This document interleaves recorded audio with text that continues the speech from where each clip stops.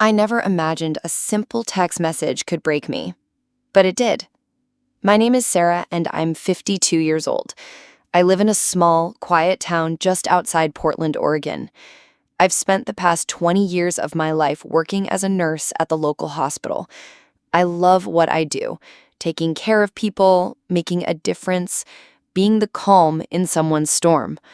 But there's something else about me. I've always been the kind of person who puts others first, especially my family.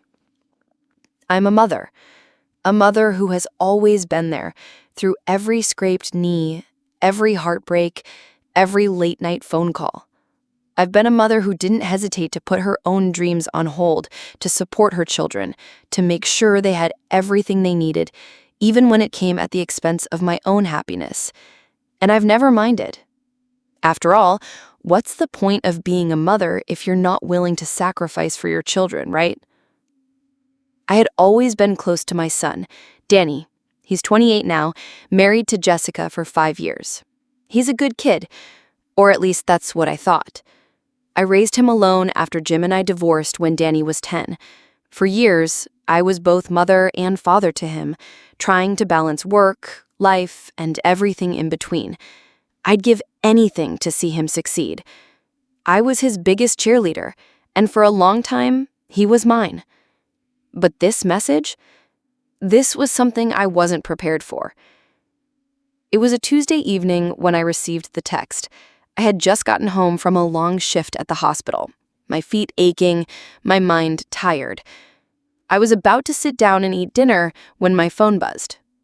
It was Danny. He was the one person who always texted me when he needed advice or just wanted to chat. But this message felt different from the usual casual check-ins.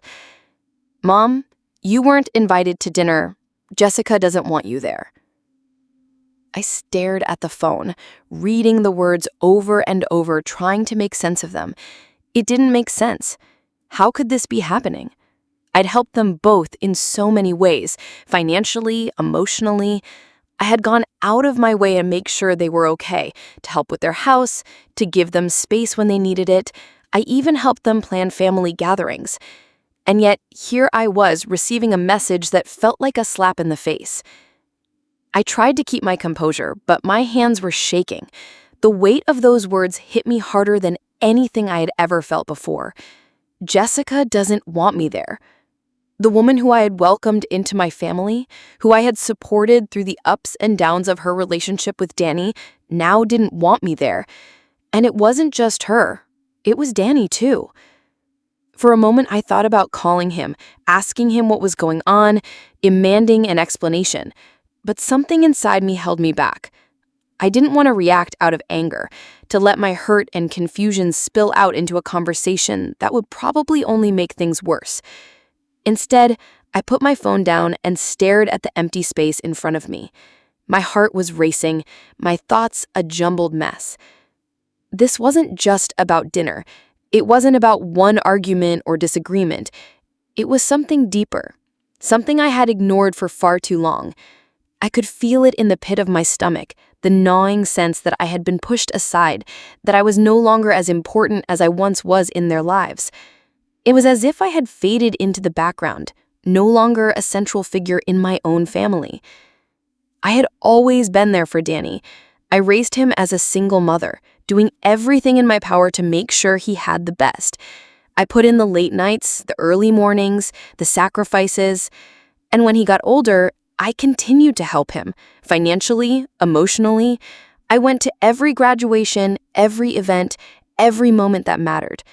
I was his anchor, his rock. And now, I was being told I wasn't wanted.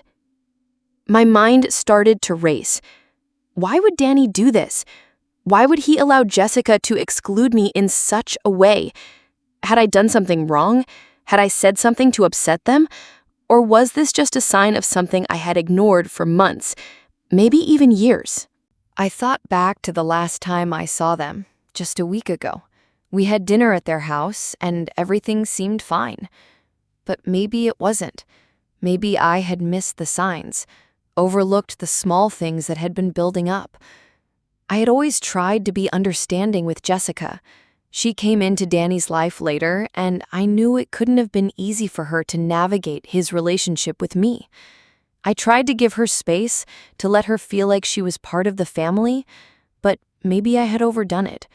Maybe I had tried too hard. But no matter what, I didn't deserve this.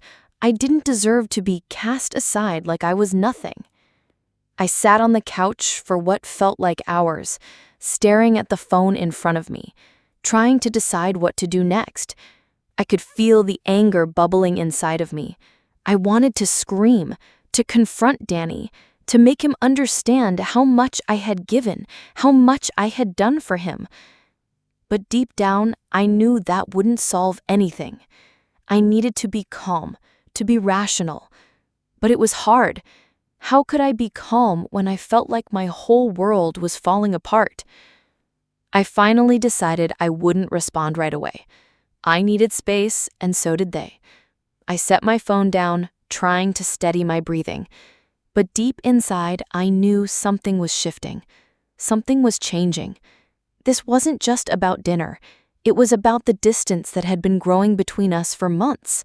It was about the realization that maybe, just maybe, I had been putting everyone else's needs above my own for far too long. The text had made me realize something I wasn't ready to face. I wasn't wanted anymore, and that realization would haunt me long after I put my phone down that night. But one thing was clear. Everything was about to change. As I sat there, still staring at my phone, my mind wandered back to everything I had given, everything I had sacrificed for Danny, for my family. It wasn't the first time I'd felt invisible, but this text made everything feel more real, more painful. The weight of it all came crashing down on me, and for the first time in a long while, I wondered if all my sacrifices had been worth it. When Danny was born, I had no idea how much my life was going to change. I was 24, fresh out of nursing school, and I had just started my career when I found out I was pregnant. Jim and I hadn't been married long, but we had plans. Plans to travel, to buy a house, to build a future together. But those plans shifted in an instant. When Danny was born, I became someone else. I became a mother first, a wife second, and everything else came after that. Jim and I tried to make it work, but after 10 years, we both realized we weren't happy. The spark had gone out of our marriage. He spent long hours at the office, and I was the one who stayed up late with Danny when he had nightmares or needed help with school projects. I was the one who attended parent-teacher conferences, who cheered from the sidelines at soccer games. I was the one who took care of everything at home, while Jim buried himself in his work. By the time we separated, I had become so used to carrying the weight of everything on my shoulders that it felt like second nature. I remember the night Jim and I decided to end things. It was a quiet conversation, one where we both agreed that we couldn't keep pretending. We were good people, but not good for each other. The hardest part wasn't the divorce itself, but it was the idea of raising Danny alone. I had always thought that two parents were better than one, but now I had to figure out how to do it all by myself. There would be no one to share the burden, no one to lean on when the days got too hard. But somehow, I did it. I worked long shifts at the hospital to make ends meet, picking up extra hours when I could. I took on overtime whenever it was available, and I put my own dreams on hold to make sure Danny had everything he needed. There were nights when I was so exhausted I couldn't keep my eyes open, but I still managed to find the energy to help Danny with his homework, to make him dinner, to listen when he had a bad day. I sacrificed my own social life to be there for him. I missed birthday parties, I canceled dates, and I stopped making time for myself. Everything revolved around Danny, his needs, his future. I told myself that if I just worked hard enough, if I gave him everything I had, then he'd have the life I always dreamed of for him. I thought I was doing the right thing. I thought he'd see all I had done for him, all I had given up. But as the years went on, I started to realize that Danny was growing up. He didn't need me in the same way anymore. He had his own life, his own friends, his own plans. And in a way, I felt like I had been forgotten. I wasn't as needed as I once was. When Danny met Jessica, I was helpful. She seemed like a nice girl, smart, caring, and good for him. I wanted to be supportive, to welcome her into the family. But over time, I noticed a subtle shift. At first, it was small things. Her asking Danny to choose between spending time with me or her family. Then it became more noticeable.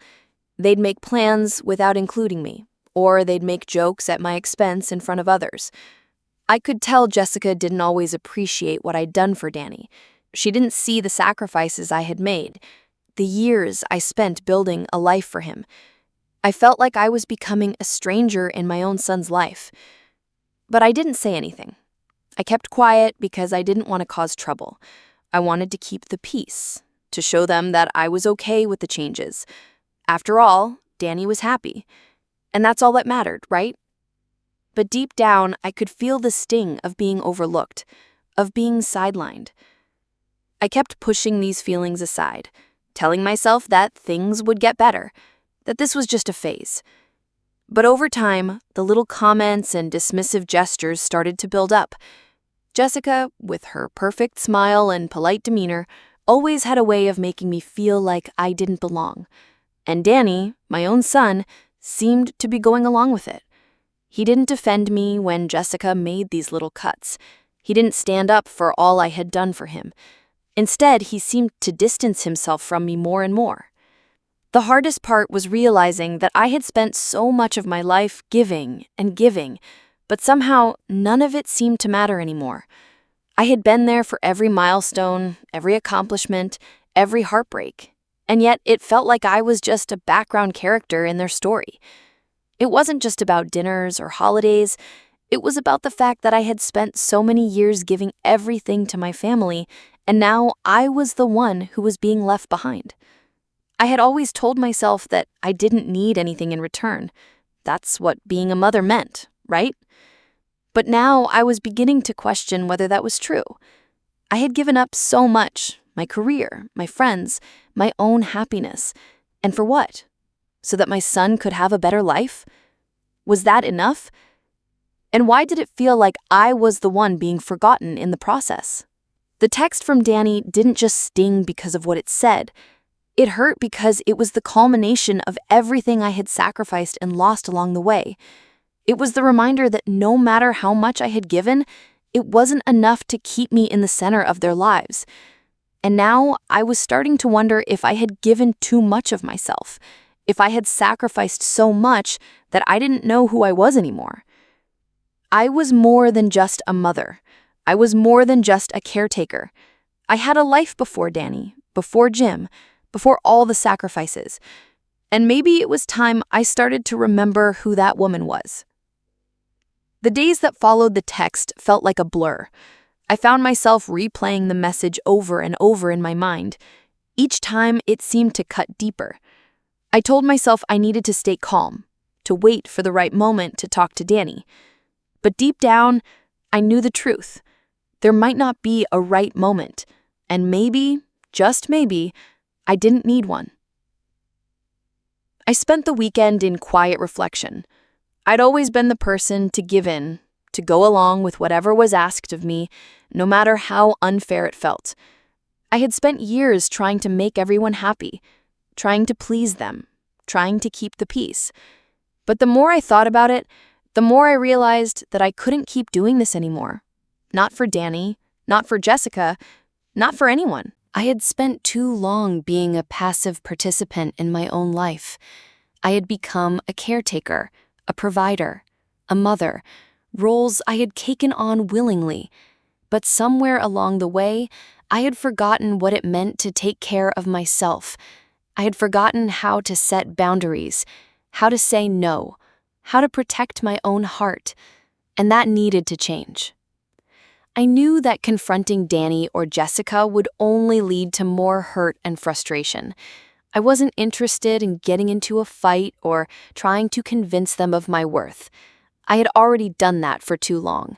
What I needed to do was something different, something that would show both of them that I was no longer willing to be the silent giver, the person who bent over backward to accommodate everyone while neglecting her own needs. So, I made a decision. I decided not to show up for the family dinner, but I wasn't going to explain myself or apologize for it.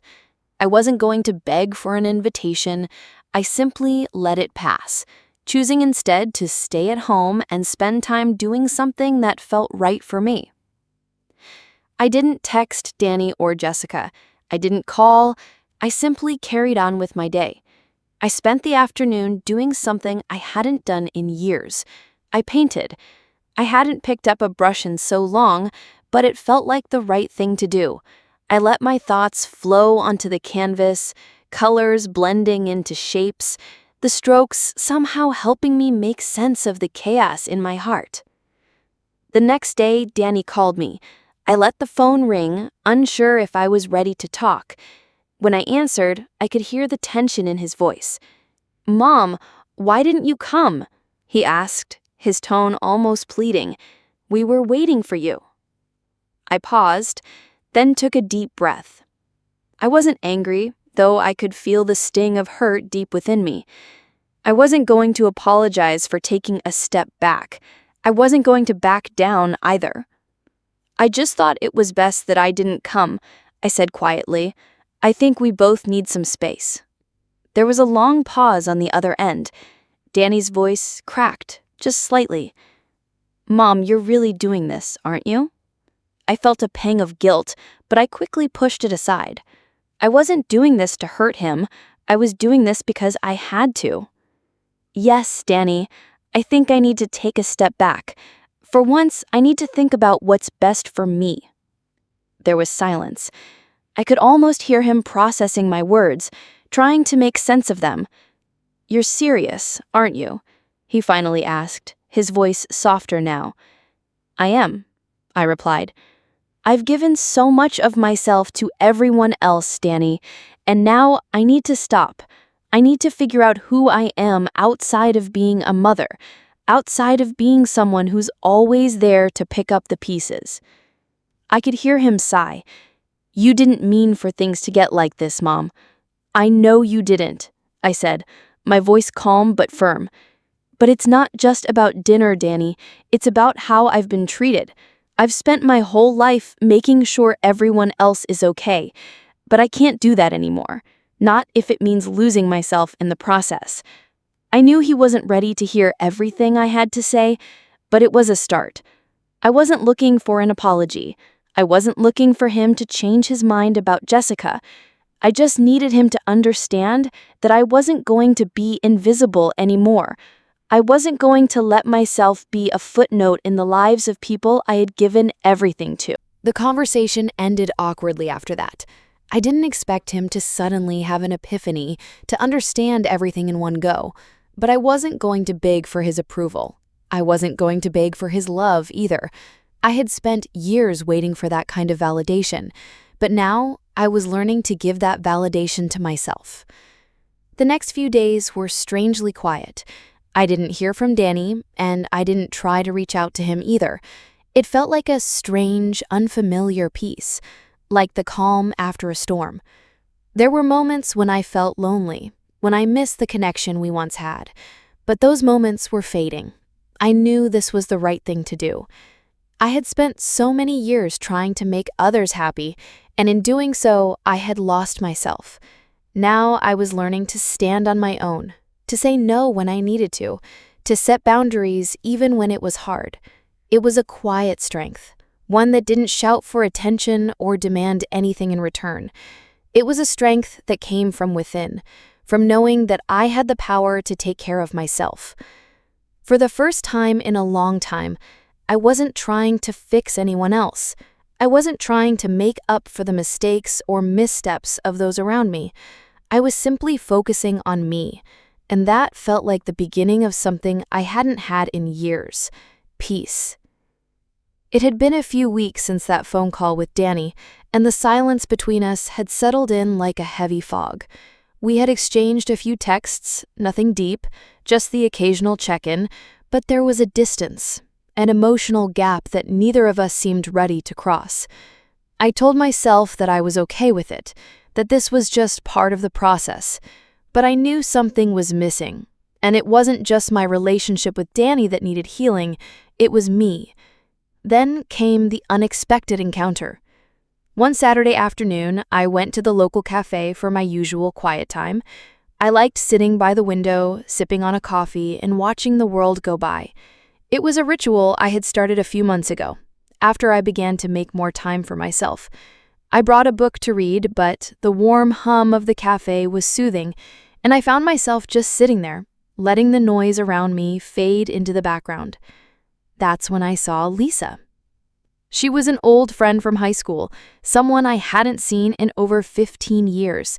She had moved away shortly after graduation, but we kept in touch sporadically over the years through social media. Lisa always had a way of making people feel seen, heard, and understood. She was one of those rare people who didn't shy away from the hard conversations, and I had always admired that about her. When she walked into the cafe, she spotted me immediately. She waved, and I waved back, smiling at the sight of her familiar face. She made her way over to my table, and we hugged like no time had passed at all. "Sarah, it's been forever," she said, sitting down across from me. "How have you been?" I smiled faintly, trying to find the right words. "I've been good, I guess. Just life." She raised an eyebrow. "Just life? Come on, give me more than that. What's really going on?" There was something about her that made me feel safe, like I could finally let my guard down. I hesitated for a moment, then sighed. I hadn't planned to talk about it, but I knew Lisa would listen, really listen. "I don't know, Lisa. I've been dealing with some things with Danny," I began, my voice wavering slightly. "I got a text from him a while back, and it just shook me. He told me I wasn't invited to dinner because Jessica didn't want me there, and it just felt like a slap in the face, I've spent my whole life supporting him, being there for him, and now it feels like I'm not even needed anymore." Lisa nodded slowly, her expression one of understanding. "That sounds so hard, Sarah. I'm so sorry you're going through this." "I don't know what to do," I continued, feeling the weight of it all. "I've always been the one to hold things together, but now I don't know who I am anymore. It feels like I've spent my entire life making sure everyone else is okay, and now I don't even know if they care." Lisa leaned in, her gaze soft but steady. "You've always been there for everyone else, Sarah. I've seen it. But here's the thing. Being needed is not the same as being loved. It's not the same as being seen for who you really are.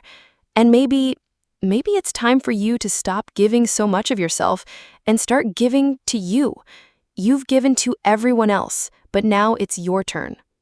Her words hit me like a wave. I hadn't realized it before, but there it was. So simple, yet so powerful. I had spent so many years equating being needed with being loved. I had thought that if I just kept giving, kept showing up, that eventually I would be loved in return. But Lisa was right. Being needed didn't mean being loved. It meant being used. And I had allowed myself to be used for so long that I didn't even recognize it. Lisa paused, giving me a moment to process. Then she added, "Love doesn't always come from being the one who gives everything. Sometimes love comes from knowing when to take a step back, to say no, and to let others step up. You don't have to keep giving all of yourself to everyone else, Sarah. You deserve more than that." I let out a shaky breath. But what if I lose them? What if they don't come back? Lisa smiled gently, her eyes full of warmth. "The people who truly love you won't leave. And the ones who do leave, well, maybe they weren't the ones who truly saw you in the first place. You don't need to prove anything to anyone anymore. You've done enough. It's time to let yourself be loved the way you deserve, not just the way others need you to be. Her words lingered in the air, a quiet truth that echoed in my chest. I had spent so much of my life trying to be the person everyone needed, trying to fill a role that I thought was the only way to be loved. But now, for the first time in a long time, I felt like I could let go of that need to be everything for everyone. It wasn't about guilt or shame or fear of losing the people I loved. It was about recognizing that I had value, not just because I gave to others, but because I was worthy of love on my own terms. We sat in silence for a while, just sipping our coffee. Lisa was right. I had been giving too much of myself, losing pieces of who I was in the process, and I was ready to take those pieces back. The conversation with Lisa shifted something inside of me. It wasn't an epiphany, but it was a turning point. It was the moment I realized that my value wasn't tied to how much I gave or how much I sacrificed for others. I could love without losing myself. And maybe, just maybe, by stepping back and taking care of myself first, I would find the love I had been searching for all along. I think I'm finally starting to get it, I said, looking up at Lisa. It's time for me to stop waiting for others to value me. It's time for me to value myself. Lisa smiled, a knowing look in her eyes. That's the first step, Sarah. The rest will follow. It's been several months since I had that conversation with Lisa. The silence with Danny stretched on for weeks, but it was a different kind of silence now. Not a silence filled with tension and unspoken words, but one that gave me room to breathe, to think, to find peace in my own company. It was the silence of growth, the kind that comes when you stop trying to force things and let them unfold at their own pace. I had spent so many years trying to control everything, trying to manage every relationship, every expectation, every need that others had of me. But once I started to let go, something surprising happened. I started to feel free from the weight of expectations, free from the constant pull to be everything to everyone. In the weeks that followed my decision to step back, I made space for the things that had been pushed aside for so long.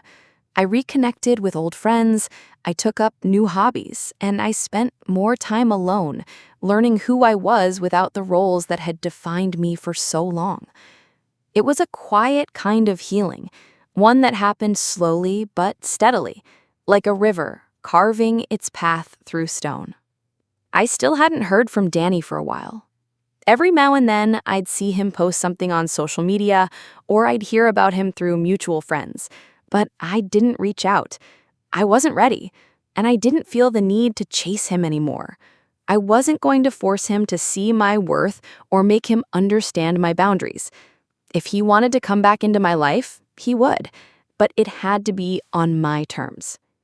Then, one afternoon, as I was sitting in my living room with a book in hand, my phone rang.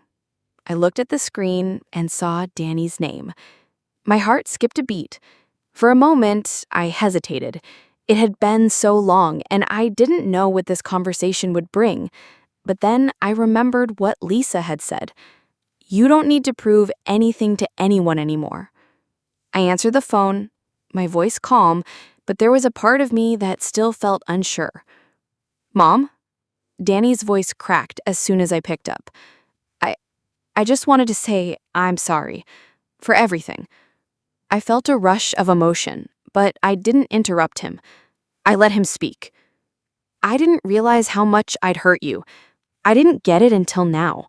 You've always been there for me, and I took that for granted. I don't want to lose you, Mom. I don't want to keep pushing you away. I could feel the sincerity in his words. But more than that, I felt the weight of the moment. It wasn't just about him apologizing. It was about me too. It was about the fact that I had set boundaries, that I had walked away when I needed to, and now Danny was reaching out because he understood.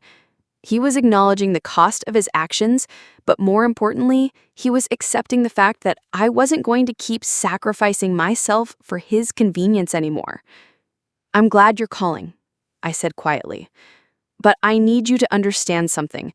I'm not the same person I was before. I'm not going to be the one who always drops everything for everyone else. I need to be treated with the same respect and care that I've given all these years, and I can't keep losing myself to try to make things right for others.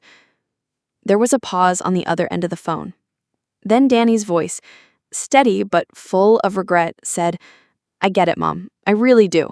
And I'm sorry it took me so long to see it. I just want us to be okay again."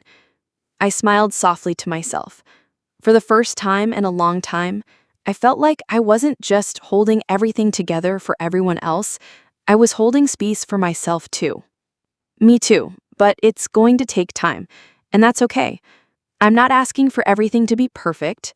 I'm just asking for honesty and for us both to respect where we are right now. Over the next few weeks, Danny and I slowly started rebuilding our relationship.